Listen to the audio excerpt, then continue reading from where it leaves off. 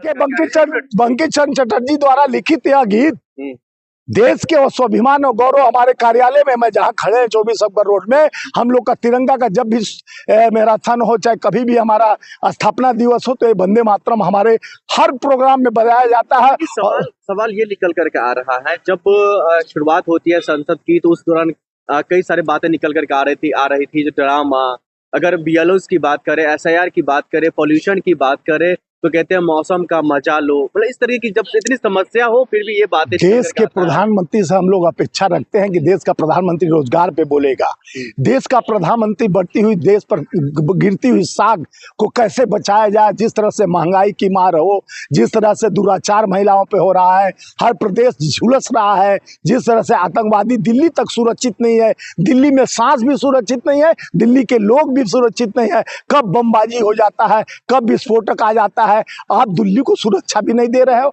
इस पे सवाल खड़ा करना है। इंडिगो कहीं फेल हो रहा है, कहीं रेल फेल हो रहा है, कहीं झमेल हो रहा है, लेकिन आप तो उस पे चर्चा नहीं करना। उस चर्चा से भागने के लिए ये देखिए, चुनाव आते हैं, एसआईआर अपने केचुआ के साथ मिलकर, चुनाव आयोग के साथ मिलकर जो एसआईआर का खेल खेला गया, जिसमें 40-45 बीएलओ ने अपना जान दे दिया, अपने आप को फांसी लगा लिया। ये आनंद फानन में अपराध करने से वो कहा कि हम अपराध नहीं करेंगे। अगर उनके मुद्दा आपको समझ में नहीं आता है तो क्यों नहीं प्रदर्शन से बाहर निकलिए, प्रदर्शन करिए, सड़क पर आइए, जनता को देखिए, अंधेरा के आगे रो अपना दीदा खो, जिस अंधेर नगरी चौपट राजा, जिसका राजे अंधेर नगरी मचा रखा है, जो संस्थाओं पर कब्जा कर कर उस संस्था के तहत चुनाव जीतता है, चाहे चुनाव आयोग को अपने हथकंडा बना ले, ईडी सीबीआई इनकम टैक्स को हथकंडा, कोर्ट तक पहुंच गया अपने हथकंडा को लेकर।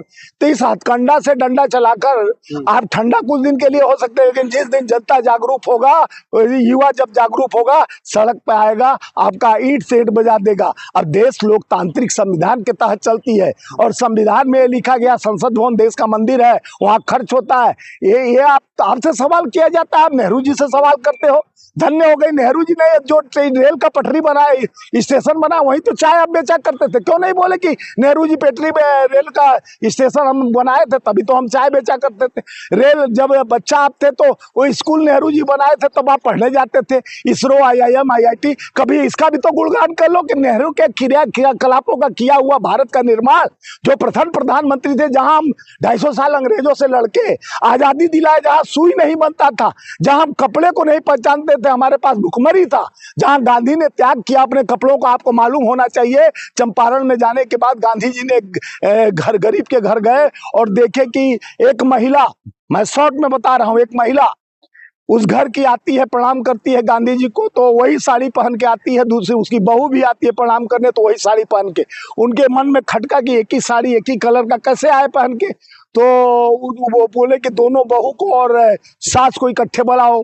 तो बोले कि नहीं, इकट्ठे नहीं आ सकते। घर का मालिक बोला कि नहीं आ सकते। तो क्यों नहीं आ सकते हैं? क्योंकि एक आएगी तो कपड़ा वो पहन के आएगी, दूसरा आएगी तो वही कपड़ा पहन के आएगी। इतना गरीबी था हमारे देश में, जिस तरह से अंग्रेजों ने हमारे सोने का चिड़िया को तार तार कर दिया था, हमें वहां तक उस जुल्म को, तो ये लोग अंग्रेजों का दलाल क्या जाने। सुनिए पहले पूरा पॉपलेट में फिनिश यार, क्या जानो पीड़ा तुम दूसरे का।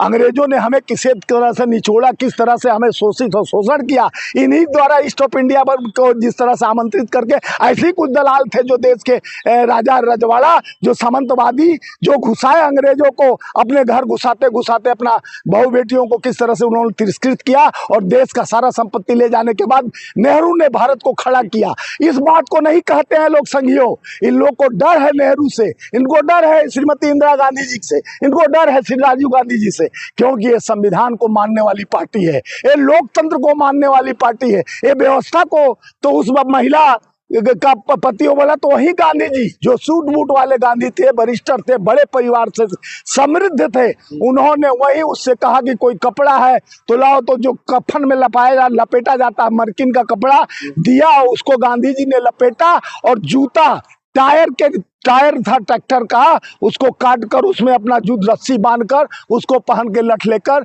एक जो समृद्ध थे वो अपने उस गरीबी को देख के, पीड़ा को देखकर खुद उसको अपनाए।